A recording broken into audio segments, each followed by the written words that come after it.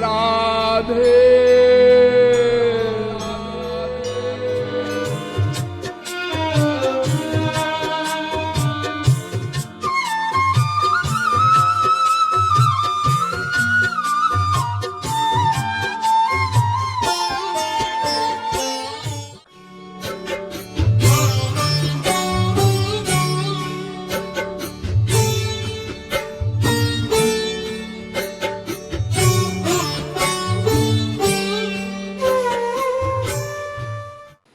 पहले शब्दों के द्वारा, शाब्दिक ज्ञान के द्वारा ईश्वरीय पथ पर चलकर हम वो परमात्मक ज्ञान प्राप्त कर लें, अनुभवात्मक ज्ञान प्राप्त कर लें, तब हम शाब्दिक ज्ञान का अपमान कर सकते हैं, पहले नहीं।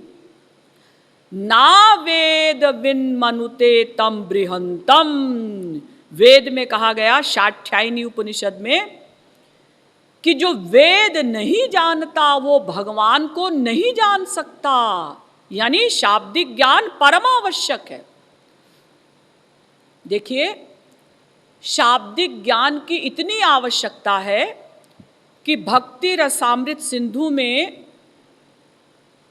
रूप गोस्वामी जी ने 3 प्रकार के भक्त बताए। उत्तम कोटि का भक्त, मध्यम कोटि का भक्त और कनिष्ठ कोटि का यानी निम्न कोटि का भक्त। तो उत्तम कोटि का भक्त कौन सा होता है? शास्त्रे युक्तौ च निपुणः सर्वथा दृढ़ निश्चयः प्रौढ़ श्रद्धोधिकारी यः स भक्ता उत्तमो मतः। प्रौढ़ श्रद्धोधिकारी यः स भक्ता उत्तमो मतः। पहली शर्त, सबसे उत्तम कोटि का भक्त जो है वो कैसा होना चाहिए, कैसा होता है? शास्त्रे युक्तौ च निपुणः, वो शास्त्र और युक्ति से निपुण होता है, यानी वेदों शास्त्रों की परिपूर्ण नॉलेज उसको होती है, थियरी की नॉलेज उसको होती है, और युक्ति से भी वो भगवान को पूर्णतया समझ लेता है।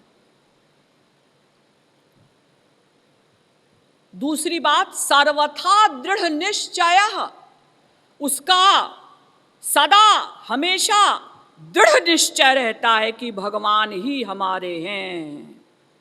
और ये स्वाभाविक है, जिसने शास्त्र के द्वारा भगवान को समझ लिया, भगवान कौन हैं, क्या हैं, कैसे हैं, उनसे हमारा क्या संबंध है, और उस संबंध की प्राप्ति, लक्ष्य की प्राप्ति कैसे होगी, और भी इम्पॉर्टेंट बातें जो भी हैं उसने समझ ली, तो उसका नेचुरल है कि निश्चय दृढ़ हो जाता है। और प्रौढ़ श्रद्धोधिकारी, पूर्ण श्रद्धा भी उसमें हो जाती है, ये भी नेचुरल है। जिसने शास्त्र के द्वारा ठीक ठीक समझ लिया भगवान को और युक्ति के द्वारा भी समझ लिया,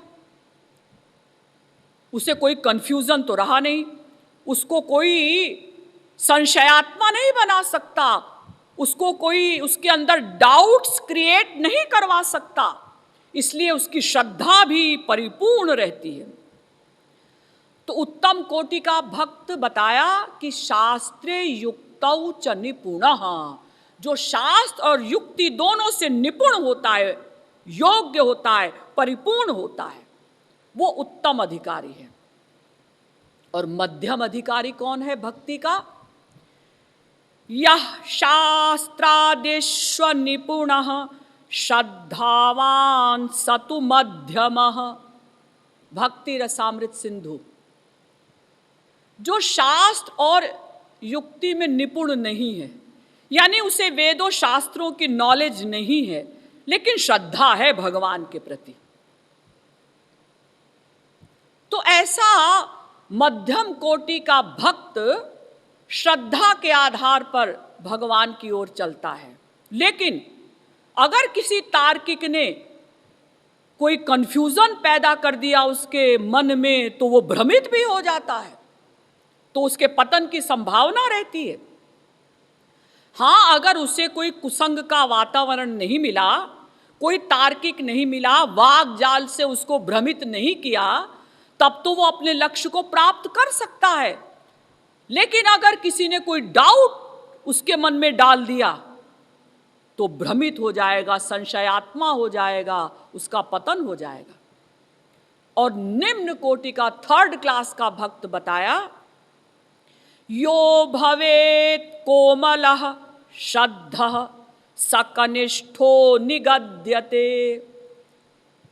जो शास्त्र और युक्ति से तो बिल्कुल निपुण है ही नहीं और जिसकी श्रद्धा भी कोमल है, कोमल माने बहुत कम है, थोड़ी सी श्रद्धा है भगवान के प्रति,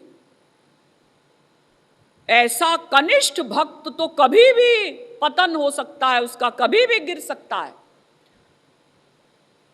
क्योंकि उसको शास्त्रों वेदों का भी ज्ञान नहीं कि परिपक्वता उसमें रहेगी, और श्रद्धा भी उसकी थोड़ी सी ही है।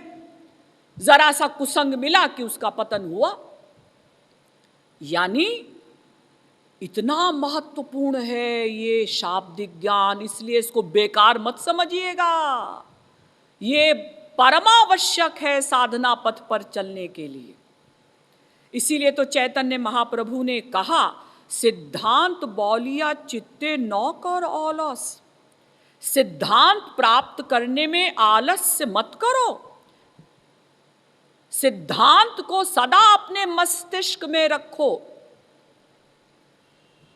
ऐसा मत सोचो अजी हम तो सब समझ गए, हमें सब पता है, हम क्या प्रवचन सुने, हम नहीं सुनेंगे। अरे पता बेपता हो जाता है। जब तक ईश्वर प्राप्ति न हो जाए, ईश्वर प्राप्ति के एक क्षण पहले तक हमें तत्व ज्ञान को मस्तिष्क में रखना है। थियरी की नॉलेज सदा मस्तिष्क में रखनी है, नहीं तो क्या होगा, भावोप्य भाव मायाति कृष्ण प्रेष्ठा पराधतः भक्ति रसामृत सिंधु।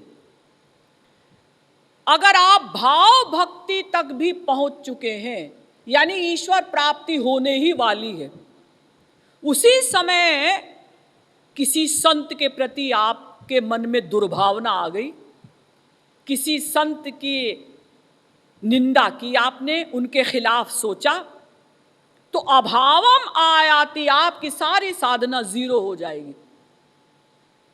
आपको दंड अलग मिलेगा, नामापराध का चार्ज लग जाएगा।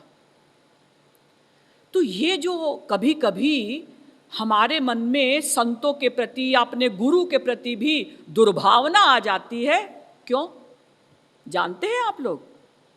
एक कारण है तत्व ज्ञान का अभाव, तत्व ज्ञान का विस्मरण। सदा तत्व ज्ञान अपने मस्तिष्क में रखना चाहिए, कभी पतन नहीं होगा, कभी आप अपने गुरु के या किसी भी संत के खिलाफ नहीं सोचेंगे, सदा सावधान रहेंगे। नहीं नहीं, संत जो करते हैं हमारे कल्याण के लिए करते हैं, इसलिए हमें कभी उल्टा नहीं सोचना। अरे हम तो अपने मन को नहीं समझ पाए, हम तो अपनी स्त्री और बच्चों को आज तक नहीं समझ पाए, तो संतों को क्या समझेंगे? ऐसा जब तत्व ज्ञान हमारे मस्तिष्क में रहेगा तो कभी भी हम अपराध नहीं करेंगे संत के प्रति। इसलिए तत्व ज्ञान बहुत आवश्यक है, और इसीलिए हमारे ग्रंथों में जहां बताया गया है कि गुरु कैसा होना चाहिए, वहां बताया गया है कि गुरु ऐसा होना चाहिए जो श्रोत्रिय भी हो और ब्रह्मनिष्ठ भी हो। श्रोत्रिय माने वेदों शास्त्रों का ज्ञाता हो, ऐसा आप लोग समझते हैं ना? ना, खाली वेदों शास्त्रों का ज्ञाता होना, इसी से काम नहीं चलेगा कि हमने पढ़ लिया कि वेद में ऐसा लिखा है, ऐसा लिखा है, ऐसा लिखा है, गीता में ऐसा लिखा है, भागवत में ऐसा लिखा है, हमने पढ़ लिया, समझ लिया, रट लिया, उससे काम नहीं बनेगा। फिर श्रोत्रिय कहते हैं कि भाई ग्रंथों में जो कई तरह की विरोधी बातें लिखी है ना, जैसे कहीं तो लिखा है कि भगवान करता है, कहीं लिखा है कि जीव कर्म का करता है, कहीं ऐसा लिखा है कि भगवान की कृपा से ही अज्ञान जाएगा, भगवान मिलेंगे, कहीं लिखा है कि गुरु की कृपा से ही अज्ञान जाएगा, भगवान की कृपा प्राप्त होगी। दोनों जगह ही लगा दिया, भगवान की कृपा से ही और गुरु की कृपा से ही अज्ञान जाएगा, ज्ञान होगा, यानी कृपा मिलेगी भगवान की। अब क्या समझेंगे आप? तो श्रोत्रिय महापुरुष उसे कहते हैं कि जो विरोध है हमारे ग्रंथों में, विरोधाभास है, उसका समन्वय करे और आपको समझा दे। अपने आप समझना अलग बात होती है और पब्लिक को समझाना अलग बात होती है। स्वयं तो उसे वेदों शास्त्रों का परिपूर्ण ज्ञान हो, हमारी शंकाओं को भी वो निकाल सकता हो, हमको भी बोध करा सके ऐसा क्यों लिखा है, ऐसा क्यों लिखा है और उसका वास्तविक सेंस क्या है, उसे कहते हैं श्रोत्रिय। और ब्रह्मनिष्ठ भी होना चाहिए। ब्रह्मनिष्ठ माने जिसने ईश्वर को प्राप्त कर लिया है, प्रैक्टिकल भी है, जो ईश्वर का दर्शन कर चुका है।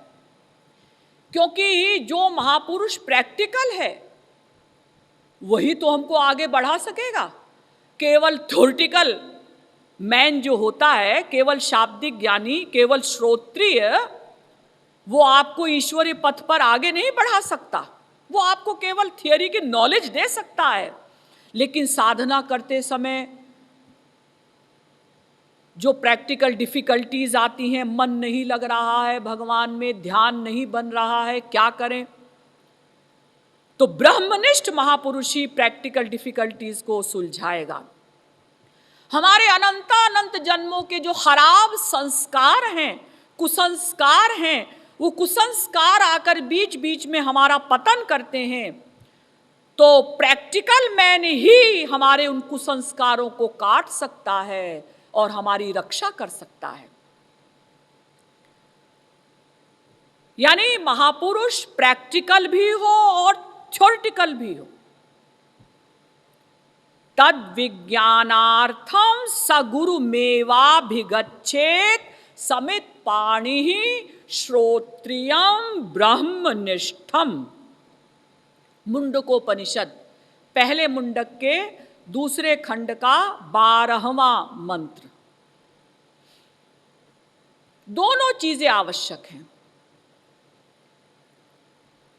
और भागवत भी कहती है, तस्माद् गुरुं प्रपद्येत जिज्ञासुश्रेय उत्तमं शाब्दे परे च निष्णातं ब्रह्मण्युपशमाश्रयम्। भागवत के 11वें स्कंध के 3 अध्याय का 21वां श्लोक। शाब्दे परे च निष्णातम, जो शब्द ब्रह्म और पर ब्रह्म दोनों में निष्णात हो, परिपूर्ण हो, ऐसे संत से हमारा काम बनेगा। और गीता भी कहती है, तद्विद्धि प्रणिपातेन परिप्रश्नेन सेवया उपदेक्षन्ति ते ज्ञानं ज्ञानिनस्तत्त्वदर्शिनः। ज्ञानिनस्तत्त्वदर्शिनः, गीता के 4 अध्याय का 34वां श्लोक। जो ज्ञानी भी हो, तत्वदर्शी भी हो, यानी श्रोत्रिय भी हो, ब्रह्मनिष्ठ भी हो, ऐसा संत हमें मिले तो तद्विद्धि प्रणिपातेन, उसकी शरण में चले जाओ। और देखिए हम लोगों को तो ऐसे संत मिले हैं ना, हमारे महाराज जी थ्योरेटिकल भी हैं, प्रैक्टिकल भी हैं। ऐसा संत मिल जाए तो तुरंत उसकी शरण में जाओ और निष्कपट भाव से उसकी सेवा करो, तन मन धन से। भानुपीठी सेय उर आगी, स्वामी सर्वभाव छल त्यागी। हर प्रकार का छल कपट छोड़कर हमें गुरु और भगवान की शरण में जाना चाहिए। अगर हमने छल कपट किया तो फिर शरणागति नहीं होगी, तो फिर गुरु की कृपा नहीं मिलेगी, तो फिर भगवान की कृपा भी नहीं मिलेगी। तो छल कपट से रहित होना, निष्कपट होकर उनकी सेवा करनी है। ऐसा नहीं कि एक्टिंग में सेवा कर रहे हैं, एक्टिंग में उनके चरण भी दबा रहे हैं, उनके लिए रसगुल्ला गुलाब जामुन भी ला रहे हैं और मन में उनके प्रति दुर्भावना रख रहे हैं। ऐसे काम नहीं चलेगा। अगर हम एक्टिंग की शरणागति करेंगे तो फिर एक्टिंग में ही कृपा मिलेगी, क्योंकि भगवान का सिद्धांत है, ये यथा माम प्रपद्यन्ते तांस तथैव भजाम्यहम्। गीता के 4 अध्याय का 11वां श्लोक। जो जिस भाव से जितनी मात्रा में मेरी शरण में रहते हैं, मैं उतनी मात्रा में उसी भाव से उन पर कृपा करता हूं। तो अगर हमारी शरणागति एक्टिंग की होगी तो कृपा भी एक्टिंग में ही मिलेगी, और अगर हम फैक्ट में जितने % भगवान के शरणागत होंगे उतने % भगवान का अनुग्रह हमको मिलेगा, कृपा मिलेगी। तो देखिए, शाब्दिक ज्ञान की निंदा की गई, लेकिन ये शाब्दिक ज्ञान परमावश्यक भी है। तो 3 प्रकार का ज्ञान हुआ, शाब्दिक ज्ञान और अनुभवात्मक ज्ञान में 2 प्रकार का, आत्मक ज्ञान, परमात्मक ज्ञान। तो आत्मक ज्ञानी और परमात्मक ज्ञानी में क्या अंतर है? परमात्मक ज्ञानी तो एक प्रकार से भक्त ही हो गया ना। तो ज्ञानी जो है ना, वो तो कहता है कि मैं ही ब्रह्म हूं, ये आत्मा ही ब्रह्म है। और भक्त क्या कहता है? नहीं नहीं, हम ब्रह्म हैं नहीं, हम ब्रह्म के अंश हैं, हम उस ब्रह्म के दास हैं, वो हमारी आत्मा की आत्मा है।